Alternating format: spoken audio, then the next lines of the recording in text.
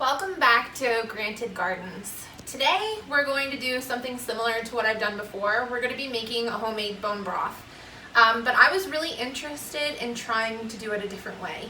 So before you saw me make it on the stove, today I want to try it in a crock pot. So some of the stuff that you're going to need to do homemade bone broth, you need the bones. So we have turkey bones left over from around Thanksgiving. I think it was afterwards. That I froze, so we're gonna go ahead and put those in the crock pot. Then some bay leaves, some black pepper, celery, garlic, onions, and carrots, and water.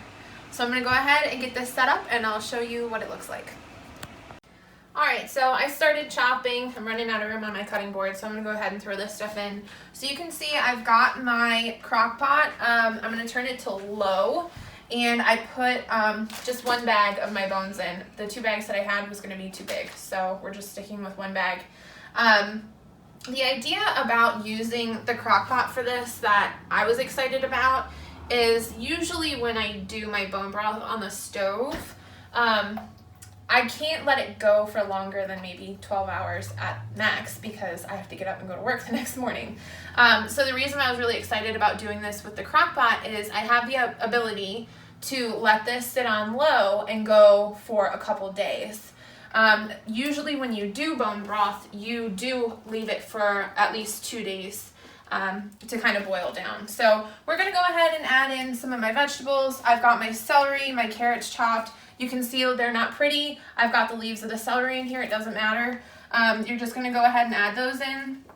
And then my garlic I've got chopped. Again, it's not pretty. It doesn't have to be. All of this is going to be strained out once you're done with your broth.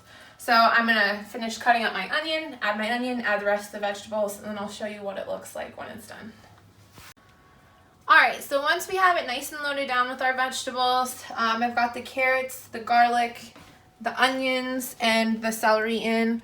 Final touches are seasoning. You don't have to go really high on seasoning here because essentially you're probably going to end up using this for soup and seasoning it anyway. So I'm just going to go ahead and throw in a few bay leaves and some black pepper. And then you're going to let this sit for 36 hours.